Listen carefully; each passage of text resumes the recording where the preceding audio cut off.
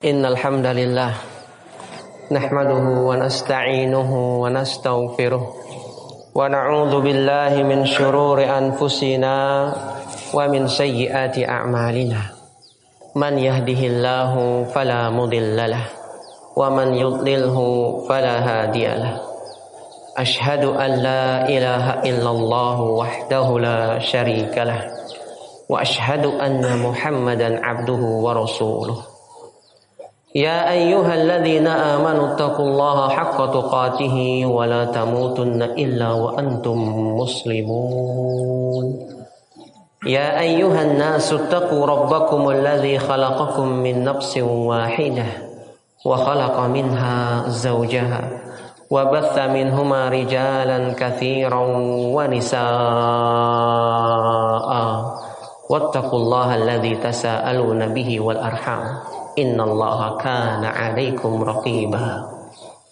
Ya ayyuhalladzina amanu taqullaha wa qulu qawlan sadida yuslih lakum a'malakum wa yaghfir lakum dhunubakum wa may yuti'illaha wa rasulahu faqad faza fawzan 'azima.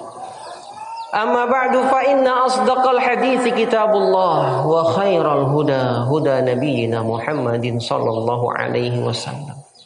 Wa syarrul umuri muhdatsatuha fa inna kulla muhdatsatin bid'ah wa kulla bid'atin dhalalatun wa kulla dhalalatin finnar. Ayuhan nas.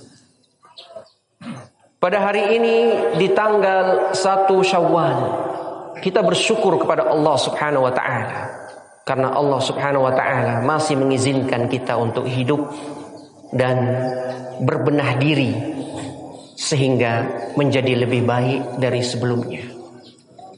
Ma'asyiral muslimin, banyak sekali pelajaran yang bisa kita ambil selama sebulan penuh kita menjalani ibadah puasa.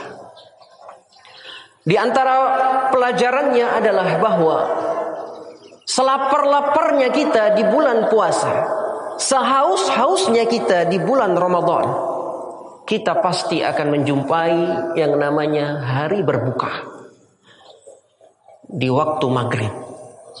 Di sini bisa kita ambil pelajaran bahwa seberat-beratnya ujian, seberat-beratnya masalah yang menimpa kita, waktu maghrib itu pasti datang. Waktu malam pasti datang. Ujian itu pasti berakhir. Sebagaimana di bulan Ramadan ketika kita diuji dengan menahan lapar dan haus, menahan berjima dengan yang dihalalkan oleh Allah. Allah halalkan setelah tiba waktu maghrib. Ini menunjukkan seberat-beratnya ujian, sebesar apapun ujian, yang namanya jalan keluar itu pasti ada. Ma'asyiral muslimin, ikhwatal aqidati wal iman. Di antara yang bisa kita ambil pelajaran adalah kisah Nabiullah Ayyub alaihi salatu wassalam. Ujian beliau sangatlah berat. Nabi Ayyub, beliau adalah Ayyub bin Amwas bin Is bin Ishaq bin Yaqub. Ayyub bin Amwas bin Tarikh bin Rum bin Is bin Ishaq bin Yaqub. Disebutkan di dalam tafsir Al-Baghawi bahwa ibu beliau adalah dari anak Lut bin Haran. Beliau memiliki kenikmatan yang sangat besar, memiliki sekian banyak tanah dari pegunungan, tanah dari perairan, persawahan, sekian ribu hektar atau bahkan lebih dari itu. Beliau memiliki kendaraan yang sangat mewah, memiliki anak-anak yang sangat menenangkan hati beliau. Hingga pada suatu hari Allah Azza wa Jalla menguji beliau. Mulai dari hartanya yang beliau kehilangan darinya. Kemudian anak-anaknya, keluarganya yang meninggal. Beliau selalu mengatakan ketika digoda oleh iblis, Alhamdulillahilladzi a'tani iyyaha wa akhadhaha. Segala puji hanya bagi Allah yang telah memberikan aku kenikmatan-kenikmatan tersebut dan yang telah mengambilnya pula. Dia yang memberi, dia yang mengambilnya. Segala puji hanya untuk dia. Betapa tingginya husnudzon Ayyub kepada Allah Azza wa Jalla. Hingga akhirnya ujian yang sangat berat menimpa beliau. Allah Azza wa Jalla izinkan iblis untuk tasallata alaihi, menguasainya. Wa nafakha fi jasadihi, dan meniupkan ke jasadnya suatu penyakit. Tubuhnya penuh dengan borok. Rafadahu al-ba'id wal qarib. Orang-orang dekat dan orang-orang jauh menolaknya. Bahkan beliau diasingkan dari kerumunan manusia. Orang yang tadinya penuh dengan kenikmatan kemudian diasingkan. Rafadahu al-qarib wal ba'id illa zaujatuh. Semua menolaknya kecuali istrinya yang selalu menemaninya. Disebutkan oleh Al-Imam Ibnu Katsir di dalam tafsirnya, qala Suddi, berkata Suddi rahimahullah, tasaqata lahmu Ayyub hatta lam yabqa illa al-'asb wal 'idham. Nabi Ayyub dagingnya berguguran, tidak punya daging lagi, hingga tidak tersisa dari tubuhnya kecuali urat-urat dan tulang, menunjukkan betapa parah sakitnya. Fakanat imra'atuhu taqumu alaihi wa ta'tihi bizadi yakunu fihi. Istrinya lah yang mengurusinya, yang menemaninya dalam keadaan suka dan duka. Hingga pada suatu hari istrinya berkata, "Ya Ayyub, wahai Ayyub, lau da'auta rabbaka yufarrij anka." Saking lamanya ujian ini, disebutkan dalam sebagian tafsir selama 18 tahun. Hingga istrinya mengatakan, "Wahai Ayyub, tidakkah engkau berdoa kepada Allah supaya Allah Subhanahu wa ta'ala menyelesaikan ini, memudahkan urusanmu, menyehatkanmu kembali?" Apa jawaban beliau? Qad ishtu sab'ina sanatan sahihan. Aku telah hidup selama 70 tahun dalam keadaan sehat walafiat. Fahal qalilun lillah an asbir lahu 70 sanatan. Apakah sedikit bagi Allah untuk aku bersabar untuknya selama 70 tahun pula? Artinya aku sudah hidup 70 tahun, sehat, makmur, sentosa. Ujian yang sedikit ini tidak sebanding dengan kenikmatan yang Allah Azza wa Jalla berikan kepadaku. Fajazza'at min dzalika fakharajat. Istrinya pun sedih mendengar itu. Akhirnya istrinya keluar. Wa kanat ta'malu lin-nasi bi ajr. Istrinya yang tadinya mendapatkan nafkah dari Ayyub, yang tadinya mendapatkan sekian banyak kenikmatan dari Ayyub, sekarang bekerja untuk Ayyub, mengambil upah dari manusia. Wa ta'tihi bima tusibu fatut'imuhu. Dari apa yang dia dapat dari orang lain, dia datang kepada Ayyub, dia beri makan Ayyub dari hasil kerjanya. Wa inna iblis intalaqa ila rajulaini min Filastin. Pada suatu hari menemui dua orang yang berasal dari Palestina. Kana sadiqaini lahu wa akhwain. Dua orang ini dahulunya kedua teman bagi Nabi Ayyub dan mereka bersaudara. Kata iblis, "Akhukuma Ayyub asabahu minal bala kada wa kada." Saudara kalian Ayyub mendapatkan musibah demikian dan demikian. Fa'tiyahu, datangi dia. Wazura, berkunjunglah ke rumahnya.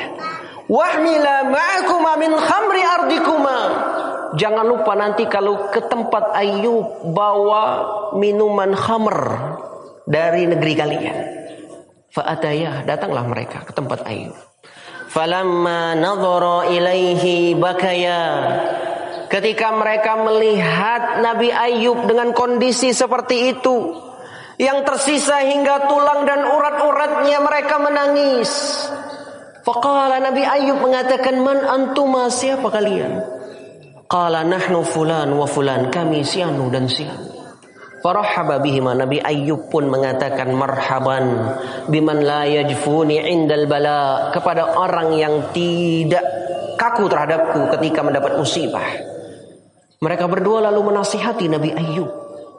Ya Ayub, la'allaka kunta tusirru syai'an wa tudhiru ghairahu. Bisa jadi engkau menyembunyikan sesuatu dan yang engkau tampakkan berbeda dari yang engkau sembunyikan. Falidzalika ibtalakallah, oleh karena itu Allah mengujimu. Nabi Ayub mengatakan, rafa'a ra'sahu ila sama, beliau melihat ke langit dan beliau mengatakan, ma kuntu asrartu syai'an adhartu ghairahu. Aku tidak pernah menyembunyikan sesuatu dan menampakkan yang berbeda. Walakinna rabbi ibtalani, tetapi Tuhanku hendak mengujiku. Asbir am ajza, supaya aku bersabar ataukah aku mengeluh. Lalu mereka kembali menasihati Ayub. Ya Ayub, ishrab min khamrina, minumlah ini, kami membawa khamr dari negeri kami. Fa in syaribta minhu bara'ta, kalau engkau minum ini engkau pasti sembuh. Fa ghadiba, beliau pun marah dan mengatakan, atakumal khabith, si buruk itu telah datang kepada kalian. Nabi Ayub mengetahui ini tipu daya iblis. Kalamukuma wa ta'amukuma wa syarabukuma alayya haram. Haram bagiku untuk memakannya. Dan aku tidak ingin berbicara dengan kalian, tidak ingin meminum apa yang kalian bawa, tidak ingin memakan apa yang kalian bawa. Faqama min indihi, mereka pun pergi dari sisi Nabi Ayub. Wa kharajat imra'atuhu ta'malu linnas. Istri Nabi Ayub ini sebagaimana kebiasaannya pergi keluar bekerja kepada manusia. Fa khabbazat li ahli baitin lahum sabi. Hingga pada suatu hari beliau membuat roti untuk penghuni rumah yang memiliki anak bayi. Beliau bekerja membuat roti untuk mereka. Faja'alat lahum qarsan. Roti itu bernama qars. Wa kana ibnuhum naiman. Ketika qars itu sudah jadi, bayi mereka tidur. Fakarihu an yuqidhu. Mereka tidak ingin membangunkannya. Fawahabuhu laha. Akhirnya penghuni rumah itu memberikan roti tersebut kepada istri Nabi Ayub. Lihatlah seorang istri yang salihah, seorang istri yang selalu setia menemani suaminya dalam kebaikan. Fa'atat bihi Ayyub. Yang selalu teringat di benaknya adalah Ayyub. Dia pulang ke rumah membawa roti itu kepada Ayyub. Fa'ankarahu Ayyub. Nabi Ayyub adalah seorang yang saleh, seorang yang tidaklah ingin kecuali mengetahui dari sumber mana apa yang dia makan. Nabi Ayub mengatakan, ma kunti ta'tini bihadza, engkau tidak pernah membawa ini, membawa makanan sebagus ini sebelum ini. Fama balukil yaum, kenapa sekarang engkau datang membawanya? Fa akhbarathul khabar, diceritakan apa yang terjadi. Lalu Nabi Ayub mengatakan, la'alla as-sabi qad istayqadha. Bisa jadi anak itu sudah bangun sekarang. Wa huwa yatlubul qars, dan dia meminta roti itu. Falam yajid, dan tidak dia temui. Wa yabki ala alihi, dan nantinya dikhawatirkan dia menangis terhadap keluarganya. Fantaliqi bihi ilaihi, pergilah lagi membawa roti itu untuk bayi tersebut. Fa aqbalat, istrinya pun berangkat mematuhi suaminya. Hatta balagat darajatal qaum, hingga tiba di tangga mereka. Fanatahat hasyatun lahum, beliau diseruduk oleh kambing penghuni rumah itu, hingga mengatakan, ta'isa Ayyub al-khata', celaka Ayyub, keliru Ayyub ini, aku jadi seperti ini. Seorang wanita dimaklumi mungkin capek, letih. Hatta balagat, hingga beliau tiba di tangga yang paling atas. Wajadatis sobi qad istayqadha. Ternyata benar, dia mendapati anak itu sudah bangun. Wa talabal karsa, dan mencari makanan itu. Walam yajid, tidak dia temui. Walam yakbal syai'an ghairahu, dan tidak menerima yang lain. Tidak mau kecuali roti bikinan istri Nabi Ayub. Lalu istri Nabi Ayub mengatakan, rahimallahu Ayub, semoga Allah merahmati Ayub.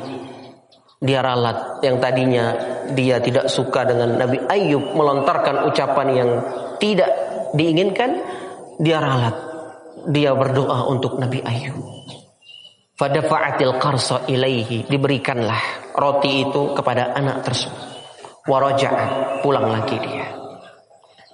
Wa inna iblis, di perjalanan iblis kembali menggoda, menemui istri Nabi Ayub fi surati tabibin, dalam bentuk rupa seorang tabib. Bahasa kita sekarangnya dokter, ahli kesehatan. Dia berkata, inna zaujaki qatala sakmuhu, suamimu itu sudah lama sekali sakit. Fa in arada an yabra, kalau dia ingin sembuh, falyakhudh dubaban, mudah caranya. Ikuti apa yang aku perintahkan, ambil lalat satu saja. Waliyadbahu bismi sonami bani fulan, kemudian sembelih lalat itu dengan nama berhala Bani Fulan. Lagi-lagi talbis iblis, ingin merancukan pikiran istri Nabi Ayub. Yang pertama dia datang seakan-akan seorang dokter, seorang ahli kesehatan. Kemudian di situ ada sisi kesyirikannya. Fa innahu yabra, dia pasti sembuh. Wa yatubu ba'da dzalik, adapun kesyirikan tadi itu bisa bertobat nanti setelah itu. Pulang istri Nabi Ayub menceritakan apa yang terjadi. Dia sampaikan kepada Nabi Ayub, beginilah. Faqala, lalu Nabi Ayub mengatakan, qad atakil khabith, lagi-lagi orang buruk itu telah datang. Dia telah datang kepadamu. Lillahi alayya in bara'tu an ujallidaki mi'ata marratin. Aku bernazar kalau aku sembuh, aku akan mencambukmu sebanyak 100 kali. Sebagai bentuk kemarahan Nabi Ayub terhadap istrinya. Dan ini nanti akan ditunaikan oleh Nabi Ayub. Allah bimbingkan di dalam Al-Quran. Wa khudh biyadika dighfan fadrib bihi wala tahnath. Allah perintahkan memukul. Disebutkan di dalam tafsir Ibnu Katsir, tapi dalam bentuk yang lain. Dikumpulkan 100 tangkai kurma yang kecil, tetapi dipukul hanya 1 kali. Itu berarti tidak terasa. Itu nanti akan ditunaikan oleh beliau di waktu yang akan datang. Fakharajat tas'a alaihi. Kembali lagi istrinya berangkat bekerja untuknya. Fahudhira anha rizku, hingga pada suatu hari rezeki susah sekali. Susah sekali dia mendapati orang yang mau menerima dia bekerja. Susah sekali mendapatkan sejumlah uang. Faja'alat la ta'ti ahla baitin fayuridunaha. Tidak ada satu keluarga pun yang menginginkannya untuk dipekerjakan.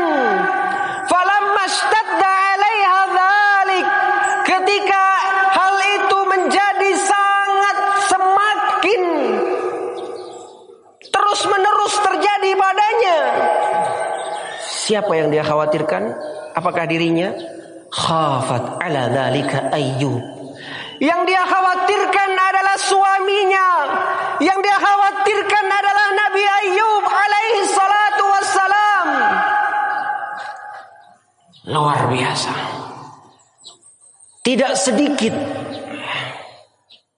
seorang wanita yang ketika diuji sedikit saja oleh Allah Azza wa Jal dalam perekonomian, dia langsung meninggalkan suaminya, langsung mengumpat suami istri Nabi Ayub. Ketika sana sini tidak dapat lagi pekerjaan, apa yang dia lakukan? Fahalaqat min sya'riha qarnan. Dia menggunting sekepang dari rambutnya. Dia kepang dulu rambutnya, kemudian dia gunting. Faba'athu min sabiyatin min ashrafil banat. Dia berinisiatif untuk menjual rambutnya kepada anak-anak perempuan dari orang-orang bangsawan. Dan ternyata mereka tertarik dengan rambut istrinya Nabi Ayub, hingga mereka membelinya, dipakai barter. Fa'atauha ta'aman tayyiban katsiran. Barternya makanan yang sangat bagus, makanan yang jumlahnya sangat banyak. Wa atat bihi Ayyub. Dia pun datang lagi kepada Nabi Ayub membawa makanan tersebut. Fa ankarahu Ayyub, karena makanannya tidak biasa, lebih bagus, lebih banyak. Nabi Ayub kembali mengingkari. Min aina laki hadza, dari mana ini? Mungkin karena istrinya sudah letih. Akhirnya dia mengatakan, amiltu li unasin fa'at'amuni. Aku bekerja untuk beberapa orang, lalu mereka memberiku makan. Falamma kanal ghad, ketika di hari esok, kharajat, dia kembali keluar. Fatalabat an ta'mal wa lam tajid, dia kembali mencari pekerjaan tetapi sama tidak dia jumpai. Tertahan baginya rezeki. Fahalaqat, kembali dia mengepang rambutnya dan dia potong. Faba'athu min tilkal jariyah, dijualkan lagi kepada anak-anak tadi. Dan dia diberikan makanan lagi. Wa atat bihi Ayyub, datang lagi dia kepada Ayyub. Lagi-lagi Nabi Ayyub mencari sumber rezeki yang halal, tidak mau yang haram. Karena yang haram itu akan menyakitkan seseorang, akan menyengsarakan seseorang. Beliau benar-benar memilah-milah rezeki yang datang. Wallahi la at'amuhu atta a'lam min ainahu. Demi Allah, aku tidak akan makan makanan yang enak ini lagi hingga aku mengetahui dari mana asalnya. Akhirnya istrinya letih, capek, seorang wanita. Fawada'at khimaraha, dia lepaskan kerudungnya. Falamma ra'a ra'saha mahluqan jaza'a jaz'an syadidan. Betapa terkejutnya Nabi Ayub ketika melihat kepala istrinya sudah gundul. Beliau bersedih dengan sangat sedih, luar biasa. Akhirnya beliau berdoa kepada Allah Azza wa Jal. Anni masani ad-dur wa anta arhamur rahimin. Ya Allah, aku telah tertimpa musibah dan Engkau adalah yang paling penyayang, yang maha penyayang dari semua yang penyayang. Ya Allah, berikanlah jalan keluar dari ini semua. Akhirnya Allah Azza wa Jalla menjawab doanya. Fastajabna lahu, kami kabulkan doa Nabi Ayub. Fakashafna ma bihi min dur, akhirnya penyakitnya disembuhkan. Wa atainahu ahlahu wa mithlahum ma'ahum, diberikan kembali keluarganya, hartanya dan yang semisalnya bersama mereka. Rahmatan min indina, sebagai rahmat dari sisi kami. Kata Allah, ujian itu sebagai rahmat dari Allah, bukan sebagai kezaliman. Allah menguji kita, hamba-hambanya adalah sebagai rahmat kasih sayang Allah. Allah tidak menzalimi hambanya sedikit pun. akhirnya kembali jaya, kembali sehat, dan kembali menjadi hamba yang mendapatkan kenikmatan. Itulah Nabi Ayyub alaihi salatu wassalam. Banyak sekali pelajaran yang bisa kita ambil dari kisah yang agung ini. Hendaknya kita menjadi hamba yang selalu bersyukur kepada Allah Azza wa Jalla. Apapun yang kita dapatkan, seberapapun yang kita dapatkan, jangan terucap dari lisan kita mengeluh sedikit pun. Hendaknya kita menjadi seorang hamba yang selalu bersabar dan melihat kenikmatan Allah Azza wa Jalla sangatlah banyak kepada kita. Di antaranya juga adalah hendaknya kita ketika memiliki pasangan selalu menemaninya dalam kondisi suka dan duka. Bukan dalam kondisi suka saja, tetapi dalam kondisi duka. Kita sama-sama berta'awun, tolong menolong di atas ketakwaan dengan pasangan kita. Subhanakallahumma wa bihamdik, asyhadu an la ilaha illa anta, astaghfiruka wa atubu ilaik. Wassalamualaikum warahmatullahi wabarakatuh.